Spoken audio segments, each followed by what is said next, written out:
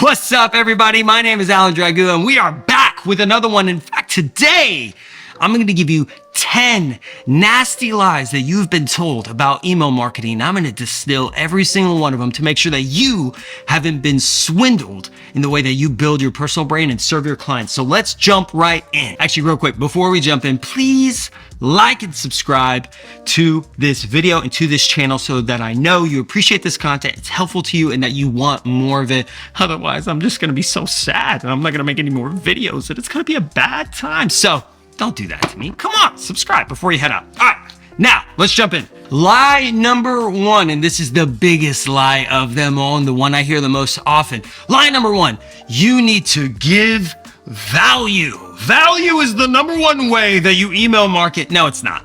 All right. Value is not the number one way that you email market because we live in an age where information is everywhere and all this value and listicles and here's things that you don't know about this. Instead of focusing on giving value, focus on entertaining somebody, telling amazing, riveting stories, okay? Making people laugh, making people feel something emotionally. And that is what makes them get attached to you. Not only that, but it makes them buy too because you're doing something for them that's more than just 10 things you should read. They don't want any more of that crap. You are an entertainer, not an information giver. So don't give value, entertain. Lie number two, beautiful emails are better than plain text. Lie, complete lie. You know why? Because beautiful emails feel like mass marketing. There's this old Gary Halpert lesson where he talks about the A stack and the B stack. When somebody gets home and they open their mailbox and they take the mail out,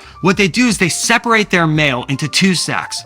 One stack is the burn pile that looks and feels and tastes and smells like ads. Credit cards, buy my this, buy my that, and it feels garbagey. And then there's the B pile, which could be personal letters to you. You don't want to throw it away if you got a letter from your grandma, if you got a letter from your parents, a letter from a friend, whatever it is, something important to you.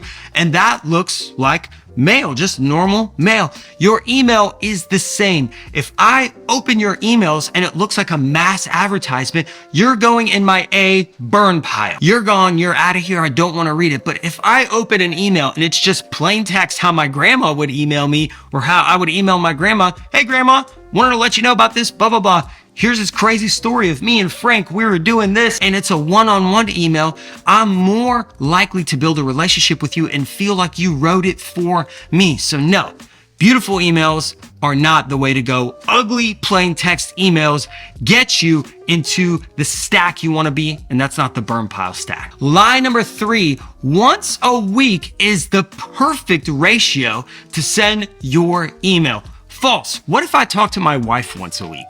Would we still have a good relationship? Probably not. No, we can't do that. In fact, if you want to build a relationship with your people, which is 99% of building a personal brand, once a week is not enough. I email once a day.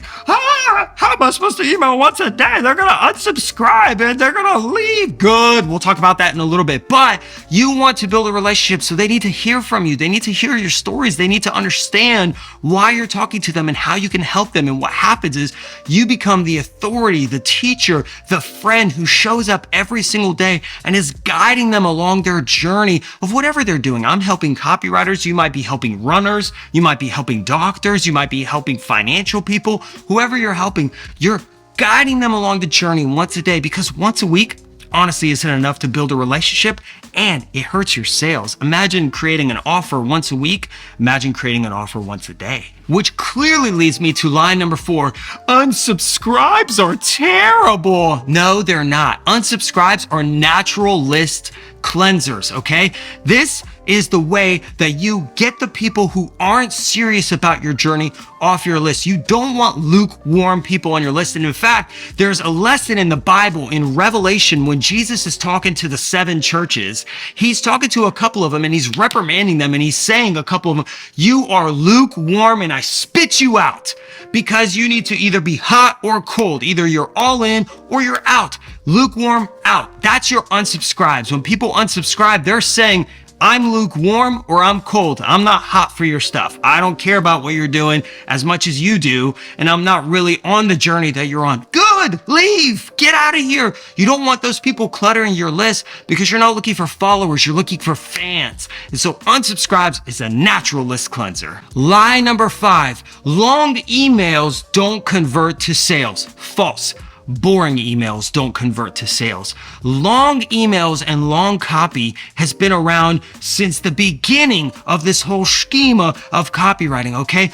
Boring is the death of writing. But when you write long form copy about something that's riveting and interesting to your reader, they'll read 8 pages, 10 pages, 20 pages, 30 pages. In fact, legendary Gary Bencivenga, the highest paid living copywriter right now, his average sales letter is 8 pages. Average. That means he has one of his best-selling sales letters is 23 pages. Oh, nobody's gonna read all that. Yes, they are, because they're interested in the problem you solve because you made it about the reader and not about yourself. So long copy has nothing to do with lack of sales. Boring, unrelatable copy does. Lie number 6, open rates are king. False. You cannot cash open rates at the bank. Okay. Open rates are vanity metrics. Yes, open rates do help make sure that people open your email and they read your email and they get to the bottom. But I know a lot of people who have lower open rates and a lot more sales because they have fans and followers who are truly dedicated. And so open rates is a vanity metric, not to mention they're falsely measured on these platforms, okay? Every email platform I've been on cannot properly measure open rates because Android has blockers and Apple has blockers. And so you can't even measure it. What you can measure is sales. And sales buys food, food feeds your family. Sales is the only metric you should measure as a copywriter, okay? Doesn't matter if they read it, did they buy from it? Sales is king. Lie number 7, emails should nurture before they sell. Why? Does somebody not have the problem? Do they not have the problem today? Imagine if I were to go to a suit manufacturer, like a Men's Warehouse or something,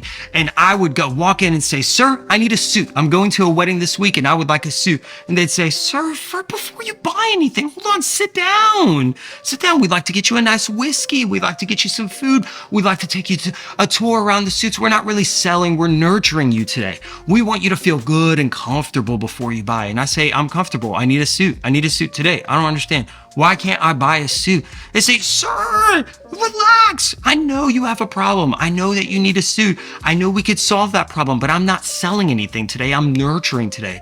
Do you realize how crazy that sounds?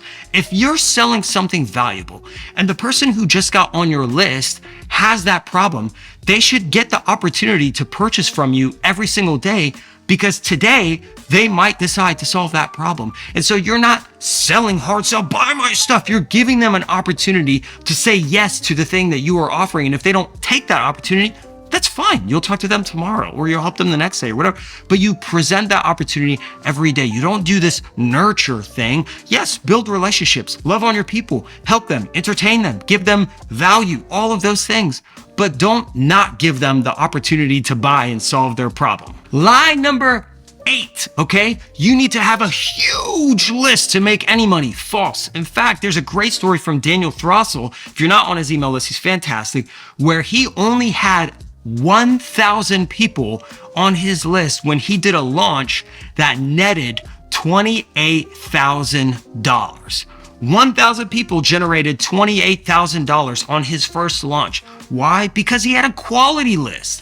He had a list of people who were highly interested in his product, which is exactly what I was talking about when I did a video on getting a quality list over a quantity list. Having a big 10,000 person list of random people pitch patch from random platforms in random verticals, random niches who are not really interested, and you get this broad audience of people. Well, that's not as good as a great tiny list, okay? A 1,000 person list generating $28,000 in revenue is only possible because of quality, not quantity. Lie number 9, email marketing is a dying industry. False. Social media engagement rates are anywhere between 3 to 10%, 10% being on the very high range. An average healthy email relationship is anywhere between 30 to 60%.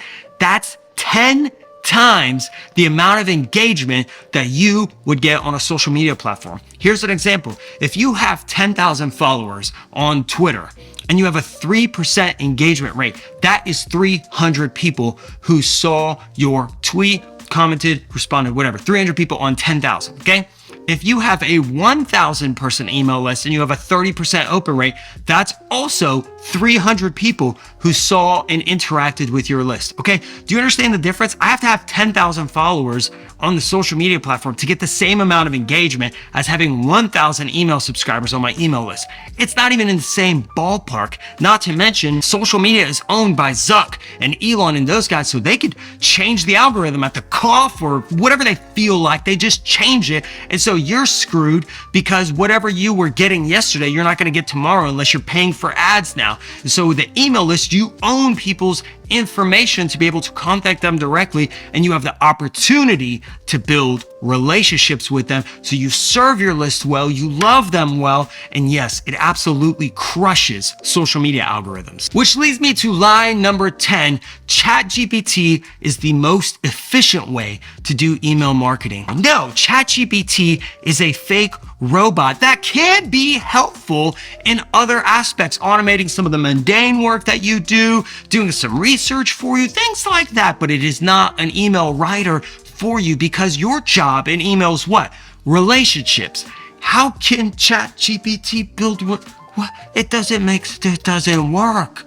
Doesn't work because ChatGPT is not a human and it doesn't know your people and it's not talking back and forth to your people. And so efficiency is a terrible way to have a long-term mindset into building a brand. ChatGPT is not the way. Yes, it could do some things, but your job is to be a human and talk to your people, write, build relationships, and offer them products that solves their problems through those relationships. All right, that wraps us up. 10 lies that you have been told about email marketing. I've distilled them for you, crushed them and shoved them into the ground, and I hope you never listen to them ever again. So if that was enjoyable to you, make sure to like and subscribe before you head out. Lastly, in the description, I have a gift for you. If you are a copywriter, you want to make sure that you grab Copywriting Catalyst 63 cash cow copywriting tips that you can get today instantly in your email box and start reading. Each tip will take you 90 seconds or less to read.